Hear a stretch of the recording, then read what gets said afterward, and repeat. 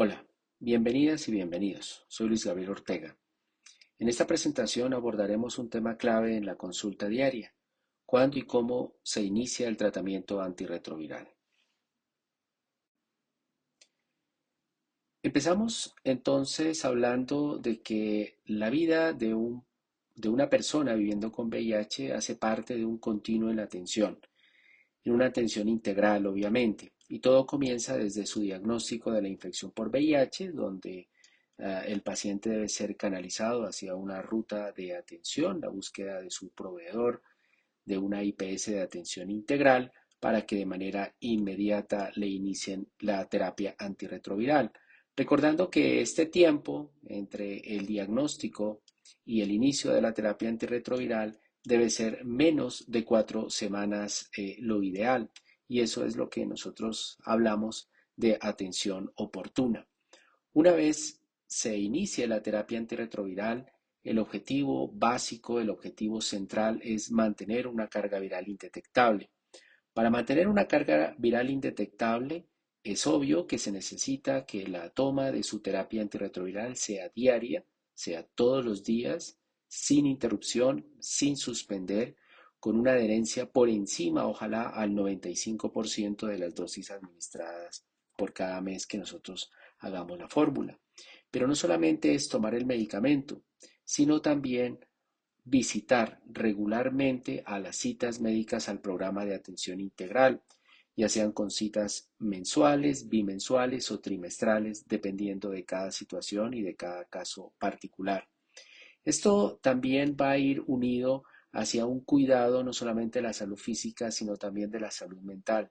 Y para ello van a involucrar no solamente el médico experto en VIH y el infectólogo, sino también una serie de profesionales de la salud que están dispuestas a apoyar este proceso de adherencia al tratamiento y adherencia a quedarse o a sostenerse en un programa de atención integral. Y estoy hablando de psicología, trabajo social, nutrición, odontología, enfermería, y todos ellos van junto con el médico en su cabeza central del programa, se van a encargar del mantenimiento y lograr esta meta central que necesita el paciente. Por eso este algoritmo general que nos da la guía de atención comienza desde unos pasos, por ejemplo, el primer paso, que es la parte de la prevención, donde lo ideal es captar a las personas que tienen un riesgo substancial, son pacientes que aún no tienen VIH, pero este riesgo substancial sí hace aumentar un factor de que lo puedan adquirir. Entonces, para ellos tenemos una guía de prevención, y esto es lo que se llama o se conoce con el nombre de la PrEP. Algunas personas no alcanzan a la PrEP porque ya se expusieron a un factor de riesgo, y entonces estamos hablando de la profilaxis post-exposición, y ahí estamos hablando de la PEP, que para ello también hay un algoritmo al respecto, que lo hablaremos o que ya se habló en videos anteriores. Luego empezábamos a hablar sobre el diagnóstico, este algoritmo ya lo revisamos, y en la charla de hoy pues hablaremos básicamente de lo que es la terapia antirretroviral y lo que involucra el seguimiento en el programa, la profilaxis y todas las intervenciones que se necesitan para este caso. Una respuesta a la terapia antirretroviral se define como una disminución significativa en los primeros 2 meses de iniciar la terapia antirretroviral en menos de 2 logaritmos que se miden a través de la carga viral. Si colocamos un ejemplo, que un paciente inicia una carga viral antes de la terapia con 100.000 copias, pues a los 2 meses la meta es haber alcanzado una reducción de menos de 2 logaritmos, es decir, que estamos hablando de 1.000 copias o menos de ese valor alcanzado en 2 meses después de iniciada la terapia.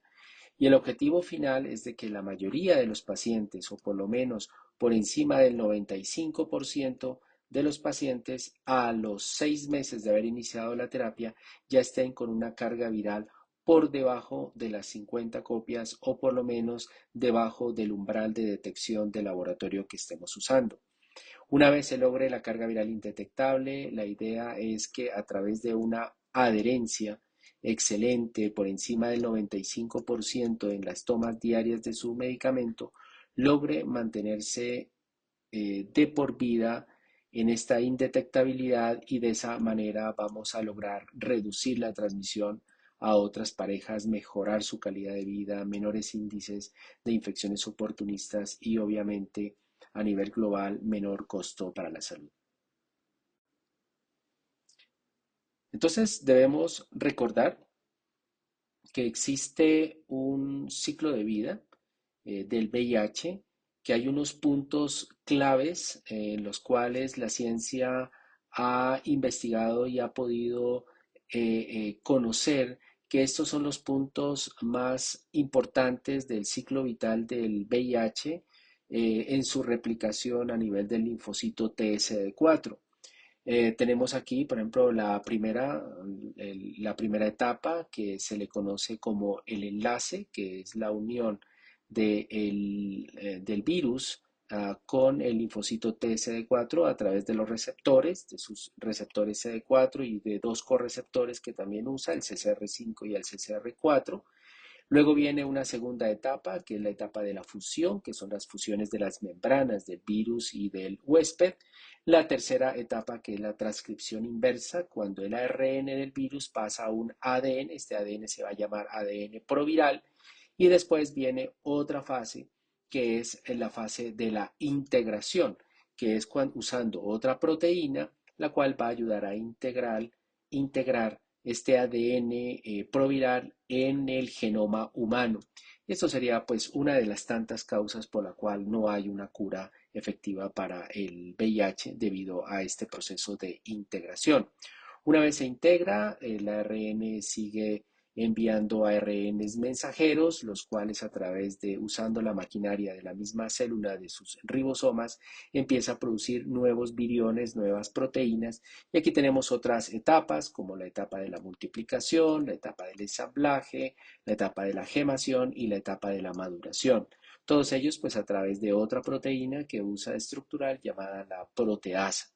Entonces, los medicamentos que se usan para el control del VIH se denominan terapias antirretrovirales y se dividen en familias dependiendo de qué ciclo vital en el VIH es el que inhibe. Por ejemplo, tenemos la familia de los inhibidores de la transcriptasa reversa que actúan sobre esta proteína que ustedes ven acá, que se llama la proteína de la transcriptasa reversa y va a evitar el paso de ARN al ADN. Tenemos el tenofovir, que viene dos versiones, la droga original, que es el tenofovir diproxilfumarato, y una prodroga que se llama tenofovir alafenamida, que tiene menos efectos adversos y tiene menores problemas, sobre todo a nivel renal y a nivel óseo. Tenemos la entricitabina, tenemos la lamivudina y el abacavir dentro de este grupo. La otra familia se llama los inhibidores de proteasa. Los inhibidores de proteasa actúan en varios puntos. Actúan sobre el mismo ensamblaje, pueden actuar sobre la gemación y sobre la maduración del virus. Cuando inhiben esta proteína, la proteasa viral, medicamentos como lopinavir, atazanavir y darunavir, sobre todo este último, darunavir, mejora o se conoce mejor que es un medicamento bastante seguro y de alto nivel de resistencia, como lo vamos a ver en adelante. La otra familia se llama los inhibidores no nucleótidos, que tienen algo muy similar, que también inhiben la transcriptasa reversa, pero de otra manera, de otra forma, y tenemos medicamentos conocidos como el efavirenz, nevirapina, rilpivirina y la doravirina. Y la última familia, una de las familias tal vez más importantes en la última década, que ha cambiado pues casi la mayoría de las guías actuales, se llaman los inhibidores de la integrasa, que actúan sobre este paso, evitando la integración del ADN proviral en el ADN humano. Tenemos raltegravir, el vitegravir, dolutegravir, victegravir y probablemente ustedes han escuchado medicamentos inyectables que se aplican cada 2 meses, el cabotegravir que también pertenece a esta familia. Entonces les había comentado de que todos estos medicamentos tienen diferentes potencias, tienen diferentes barreras genéticas y tienen diferentes efectividades. Hablemos primero de la potencia de los antirretrovirales. La potencia de los antirretrovirales se mide pues a través de estudios clínicos, ensayos clínicos, los cuales han mostrado que una de las mejores combinaciones es el uso del dolutegravir, que es un inhibidor de la integrasa, en combinación con tenofovir en tricitabina. Digamos, este medicamento o este tratamiento mejor, que consiste en tres principios activos, logra una supresión viral, una carga viral indetectable en poco tiempo, en 48 semanas. En el 93.3% de los pacientes ya están indetectables. Igual este dolutegravir se ha ensayado con otras combinaciones, con abacavir, el mismo victegravir que también se ha ensayado con tenofovir en tricitabina, el vitegravir que también hace parte de inhibidor de integrasa, incluso se ha medido el dolutegravir con otro medicamento que se llama lamivudina y dando niveles de efectividad muy similares entre todos por encima del 90%. Si nosotros lo comparamos con un viejo conocido que es el tenofovir en tricitabina, efavirenz, la efectividad de este medicamento era del 80% y es un medicamento pues que lo usamos durante mucho tiempo y que todavía lo estamos usando, pero que actualmente las guías nos están hablando de que es un medicamento menos potente en comparación hacia los inhibidores de la integrasa. Entonces aquí en este cuadro vemos los medicamentos o los principales divididos por su potencia, o sea, aquellos que logran en corto tiempo una reducción de la carga viral de la manera más temprana, y lo miden también con el número de mutaciones que el virus del VIH es capaz de producir una resistencia a ese medicamento. Los virus pueden acumular mutaciones y si esas mutaciones son específicas pueden dañar la efectividad de algunos medicamentos. Entre más mutaciones acumula, pues mayor la probabilidad de que un medicamento antirretroviral no sirva para poder controlar al virus. Y eso se llama barrera genética. Entonces tenemos que el medicamento, como hablaba, los inhibidores de proteasa, como es el darunavir, que siempre vienen potenciados con ritonavir, pues junto con el dolutegravir y con el victegravir son los de medicamentos de mayor barrera genética, es decir, que el virus necesita acumular muchas mutaciones para afectar la actividad de este medicamento. Y por otro lado, son los medicamentos de más potencia que vemos, es decir, que tienen la capacidad de reducir la carga viral en poco tiempo.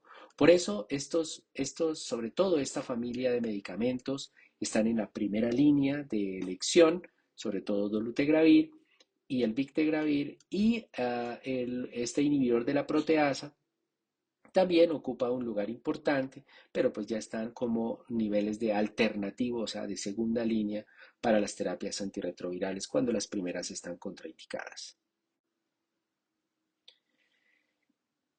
Antes de elegir una terapia antirretroviral, un esquema inicial de terapia, es fundamental siempre evaluar ciertas condiciones clínicas.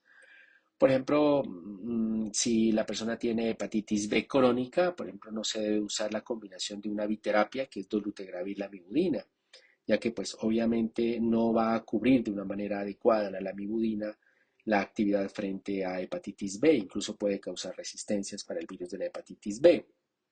Entonces siempre se debe individualizar el esquema, se deben considerar las comorbilidades, las coinfecciones, incluso la adherencia esperada y los resultados de laboratorio que vamos a solicitar en el paciente. Aquí yo he dividido entonces para seleccionar una terapia antirretroviral inicial tres factores que hay que considerar. Los primeros son cuáles son las características iniciales del paciente antes de iniciar la terapia antirretroviral. Creo que la primera es de que antes de iniciar siempre debemos de tomar una carga viral. O sea, es la toma de la muestra de la carga viral para luego iniciar la terapia antirretroviral. No se necesita esperar el resultado. Lo importante es tomar la muestra antes para que luego lo inicie. Porque si inicia la terapia antirretroviral y luego unas semanas después le tomamos la carga viral, pues este medicamento ya ha inhibido al virus y no vamos a encontrar nada en la carga. Entonces vamos a confundir el diagnóstico, vamos a tener dudas sobre el manejo en ese caso.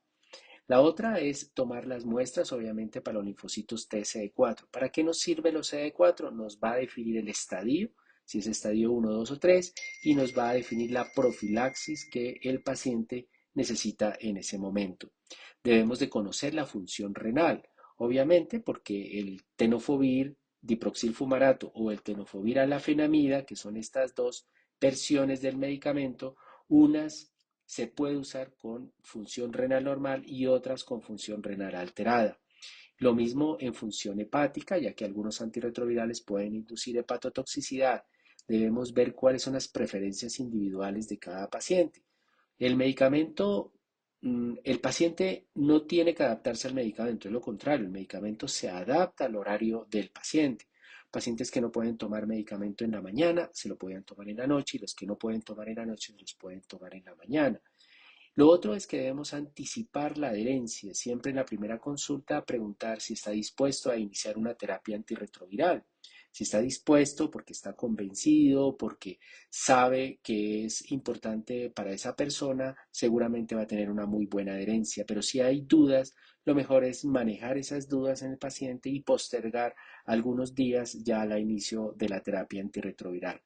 Y recordar que hay situaciones eh, que el inicio de la terapia antirretroviral debe ser lo más temprano posible. En la mayoría de los pacientes lo hacemos en la primera consulta que nosotros hacemos en los programas, pero tenemos un plazo más o menos de 4 semanas entre el diagnóstico y el inicio de la terapia antirretroviral, y en esas 4 semanas pues está bien hacer toda la parte de asesoría, de medición de adherencia, de las preferencias individuales, pero que no pase más de un mes y retrasar más este tipo de terapias. Lo segundo, hay unas consideraciones específicas para cada régimen de terapia antirretroviral.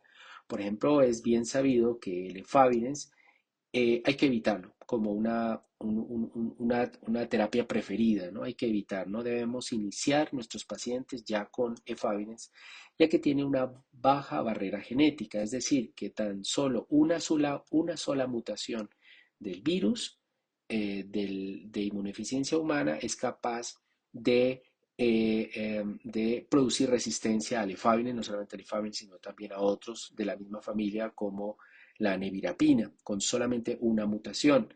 Por estudios recientes en Colombia se está hablando que más del 15% de la población colombiana con infección por VIH, la población con VIH ya es resistente al efavirenz y nunca ha tomado ninguna terapia antirretroviral. Entonces, ¿por qué? Porque estas resistencias pueden ser transmitidas entre parejas.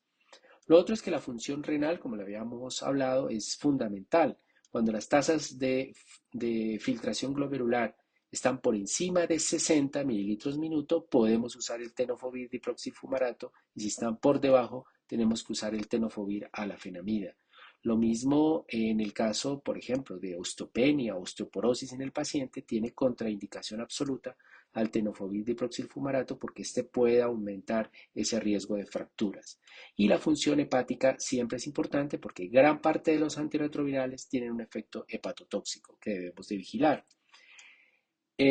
Últimamente hay, digamos, no una contraindicación, sino una precaución con el uso de dolutegravir, pero dolutegravir sobre todo cuando uno lo combina con otros medicamentos, sobre todo con el tenofovir diproxil, que puede generar un incremento de peso o puede aumentar síntomas como neuropsiquiátricos como la depresión o el insomnio.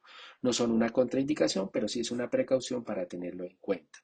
Y tercero, hay condiciones específicas, enfermedades oportunistas que pueden retrasar el inicio de la terapia antirretroviral. Y estoy hablando de la tuberculosis meningia, que este tipo de tuberculosis, la terapia antirretroviral, habría que retrasarla más o menos 4 semanas, entre 2 semanas, 4 semanas aproximadamente. Pero en cambio, en una tuberculosis respiratoria, el inicio de la terapia antirretroviral debe ser lo más rápido posible y se establece que en menos de 2 semanas ya el paciente inicia terapia antirretroviral. ¿Por qué? Porque es que primero se trata la tuberculosis, si es pulmonar, primero la tuberculosis pulmonar y antes de las 2 semanas la terapia antirretroviral.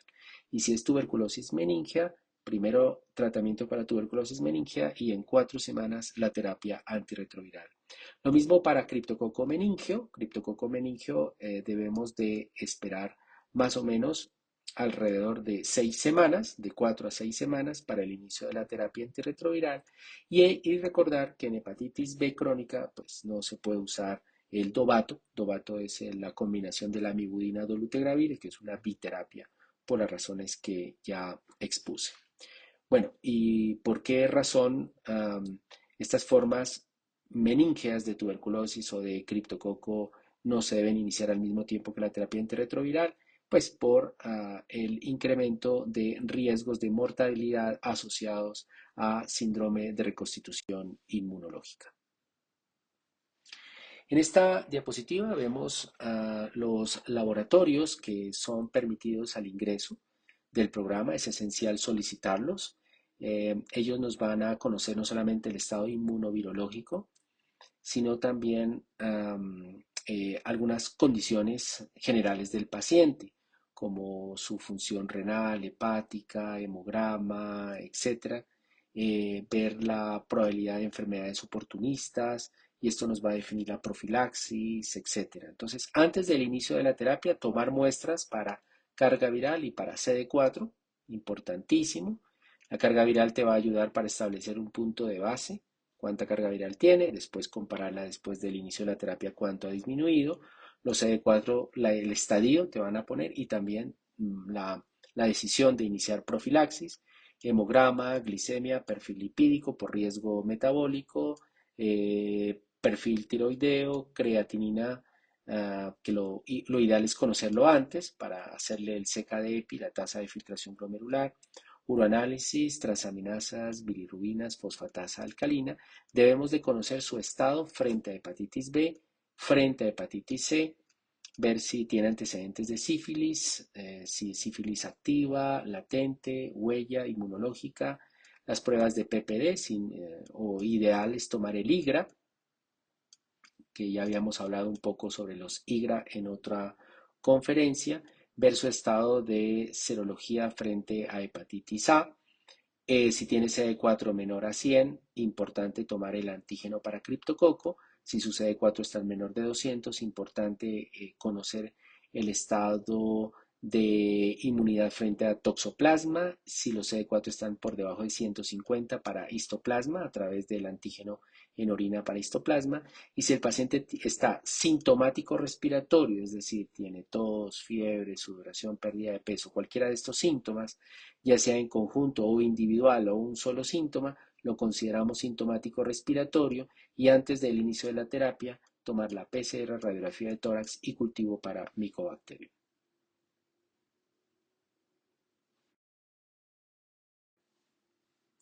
En la dimensión de tratamiento para adultos se busca pues el inicio de terapia antirretroviral, como habíamos hablado, lo más pronto posible, antes de las 4 semanas. Lo ideal pues es el mismo día, pero siempre debemos de ver o consultar si hay algunas contraindicaciones para hacerlo. En este algoritmo nos dice muy claramente que cuando un paciente ingresa al programa, lo primero es ver si está sintomático, es decir, si tiene síntomas de categoría B o categoría C. Categoría C son las enfermedades definitorias de SIDA, que aproximadamente son como 26. Y la categoría B son síntomas de pre-SIDA, o sea, son síntomas clínicos donde muy inespecíficos, pero que pueden indicar que ya hay un grado serio de inmunosupresión. Si el paciente está sintomático, entonces debemos averiguar inmediatamente cuál es esa enfermedad oportunista, que no solamente puede ser una, pueden ser varias, ¿sí? Para el inicio de la terapia específica para esa enfermedad oportunista y luego ya iniciar la terapia antirretroviral. ¿Se pueden iniciar las dos terapias al mismo tiempo? Sí, claro, se pueden iniciar las dos terapias al mismo tiempo, siempre y cuando con las consideraciones que vimos anteriormente con tuberculosis y con criptococo meningio. Vamos a averiguar si tiene contraindicaciones para el uso de tenofovir diproxilfumarato o para dolutegravir. Si no tiene contraindicaciones, el medicamento ideal para este grupo de pacientes es usar el tenofovir lamivudina dolutegravir. Este medicamento que viene en una sola tableta es un compuesto de dosis única diaria, una tableta al día que se lo puede tomar siempre a la misma hora, con o sin alimentos. Debe tener la consideración o está indicado mejor para tres grupos poblacionales de acuerdo a la resolución colombiana. La primera, todo paciente nuevo, ¿sí? Que no tenga estas contraindicaciones del tenofovir y del dolutegravir, que ahora las repasamos. Segundo, todo paciente migrante regular. Y tercero, todo paciente con fallo virológico. También se puede usar este medicamento. Bien. ¿Qué pasa con las otras opciones de terapia? ¿Se pueden usar? Claro que se pueden usar.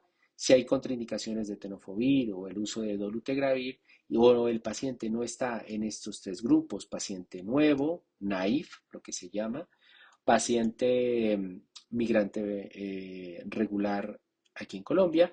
Y tercero, que falla virológica, también se puede usar estas opciones. Opciones de dolutegravir en combinación con tenofovir alafenamida, por ejemplo. Dolutegravir en combinación con abacavir o abacavir lamivudina o dolutegravir en combinación con biterapia con lamivudina. Entonces hay esas opciones. Podemos usar raltegravir, podemos usar el ditegravir y la doravirina y el darunavir también se puede usar en estos contextos. En mujeres gestantes, en mujeres en edad gestacional, seguimos usando, digamos que el medicamento clásico, ¿sí? Que el más recomendado, que es dolutegravir, tenofovir, entricitabina, eso viene en 2 tabletas al día, es decir, una de dolutegravir y una de tenofovir entricitabina para tomarla todos los días durante la gestación, pues es el medicamento más recomendado en el caso de la gestación.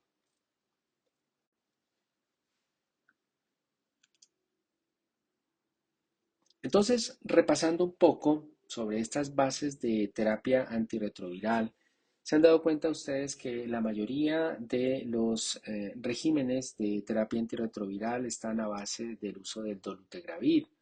¿Sí? Ahora bien, este dolutegravir siempre tiene que venir acompañado de dos fármacos más.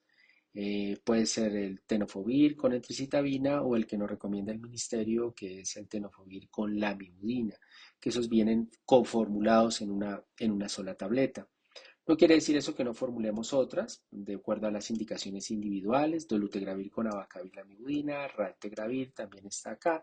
Y estos regímenes alternativos que también pueden usarse, miren estos inhibidores de proteasa como el atazanavir-ritonavir, que lo usamos bastante, o el darunavir-ritonavir, que también se usan bastante. Si bien estos medicamentos alternativos pueden ser efectivos, el problema es que tiene mayores efectos adversos y por lo tanto se prefieren siempre los medicamentos a base de inhibidores de integrasa, como el dolutegravir, ya que ha mostrado ser mucho más seguros y pues costo efectivo, sobre todo en mujeres gestantes, que es de primera línea.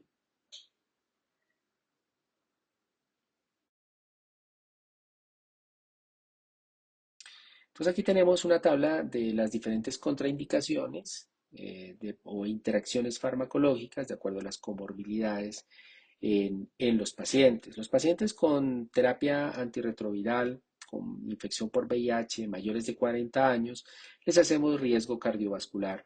Si el riesgo cardiovascular es más del 10% por Framingham o más del 7% por otras encuestas internacionales como la Asociación Americana de Cardiología, eh, pues mejor no usar combinaciones con darunavir o que tengan abacavir, ya que estas pueden tener unos mayores riesgos, por así decirlo, a nivel cardiovascular, sobre todo desenlaces fatales, incluido el infarto agudo de miocardio, o sea que no está indicado el uso de estas terapias en esos casos.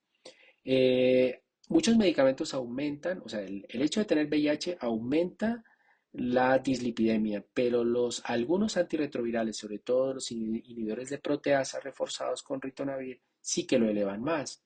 Entonces, tenemos que el efavirenz podría estar contraindicado porque lo podría elevar, sobre todo hipertrigliceridemia, y los inhibidores de proteasa, sobre todo, pues en especial el lopinavir, ritonavir, pues que afortunadamente ya no lo usamos.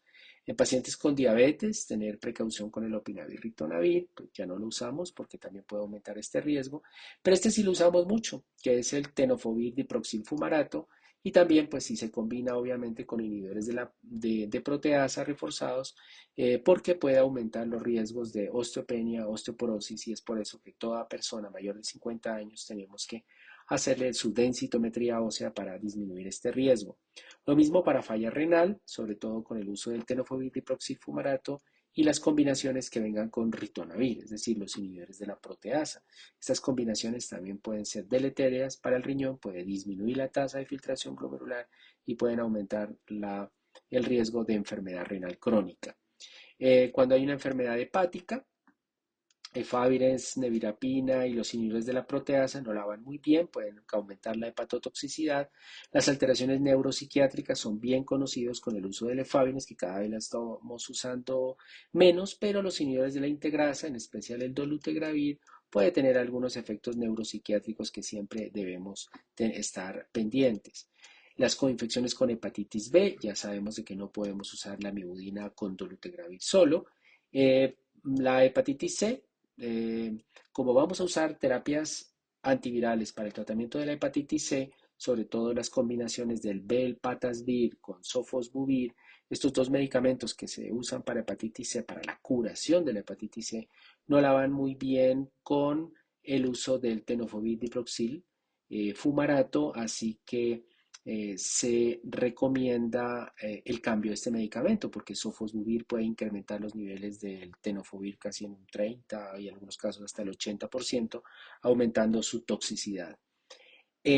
Cuando el paciente tiene tuberculosis, acordémonos que el tratamiento con rifampicina puede producir una disminución, o mejor dicho, algunos antirretrovirales pueden disminuir la actividad de la rifampicina o puede disminuir la actividad de este fármaco. O lo contrario, la rifampicina puede disminuir la actividad del antirretroviral. Por eso hay que ser cuidadosos y tal vez solamente nos queda el dolutegravir, el raltegravir o el efavirenz como los medicamentos que se pueden usar cuando hay tuberculosis activa, pero no para tuberculosis latente, porque en tuberculosis latente por lo general se usa isoniazida, rifapentina, y pues esto no es necesario modificar la terapia antirretroviral si tiene inhibidor de la integrasa. Si tiene un inhibidor de proteasa, tal vez sí se necesite un ajuste a ese medicamento para evitar las interacciones farmacológicas con rifampicina, ya que todos estos antibióticos rifampicina o rifapentina pueden disminuir la actividad del inhibidor de la proteasa, o sea, pueden disminuir su actividad y puede causar resistencia al virus. Bueno, un aspecto importante es la atención a personas migrantes y refugiadas con VIH.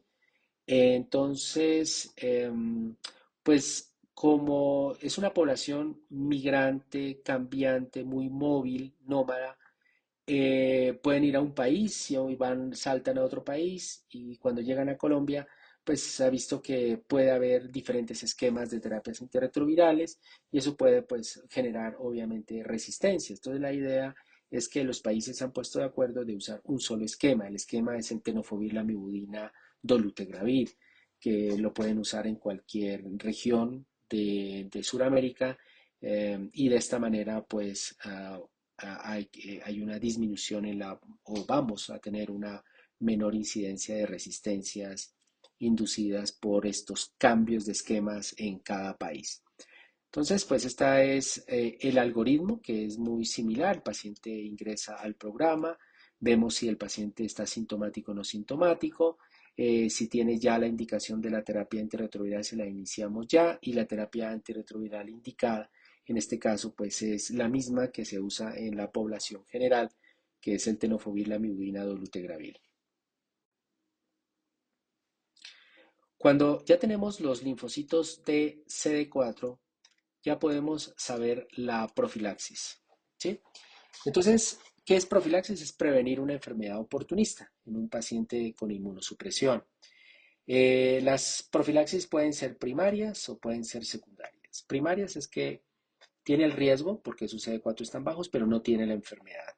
Entonces, cuando los CD4 están menor de 200, tenemos que prevenir la neumonía por girovesi y eso lo hacemos con trimethoprim sulfa.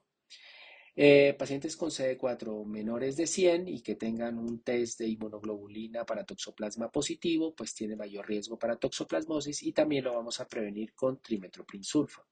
Si el paciente tiene CD4 menor de 50, las, las micobacterias atípicas, Mycobacterium avium complex, son más frecuentes, pero la podemos prevenir con acitromicina.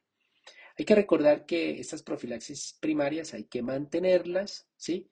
Y se deben suspender cuando ya los CD4 estén por encima de 200, por lo menos más de 6 meses, con una carga viral indetectable.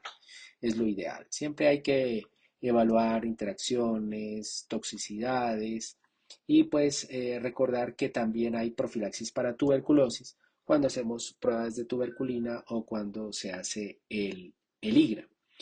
¿Qué es una profilaxis secundaria? El profilaxis secundaria es que el paciente ya le dio una infección oportunista y lo que nosotros vamos a usar es un antibiótico que va a evitar las recaídas en este caso. Entonces, para criptococo debemos hacer la prueba de antígeno del criptococo en sangre y esto se hace a todos los pacientes con CD4 menores de 100 para todos y cuando está menor de 200 pues también lo podemos solicitar. Si el criptococo es positivo, entonces la profilaxis ideal es el itraconazol, pero también se puede usar el fluconazol, ¿correcto? Para tuberculosis, cuando el PPD o la IGRA está positivo y la radiografía de tórax está normal, entonces podemos tener las opciones de usar rifapentina y isoniazida una dosis semanal por 12 semanas. Para toxoplasma, con un IgG positivo para toxoplasma y con unos CD4 menores de 100, usamos el trimetoprim sulfa. Esa es la recomendación. Trimetoprim sulfa que se puede usar todos los días o 3 veces a la semana. Para neumonía por girovesi, como no hay prueba de laboratorio que la pueda detectar, solamente con el CD4 menor de 200 se inicia la profilaxis con trimetoprim 3 veces a la semana o diario. Y para histoplasmosis se usa necesariamente con CD4 menor de 150 el antígeno para histoplasma en orina y si es positivo se debe iniciar con itraconazol su profilaxis. Itraconazol, no con fluconazol, sino itraconazol. Bueno, gracias por su atención. Esperamos que esta presentación haya fortalecido sus conocimientos desde el inicio y el seguimiento del tratamiento antirretroviral en su práctica diaria. Muchas gracias.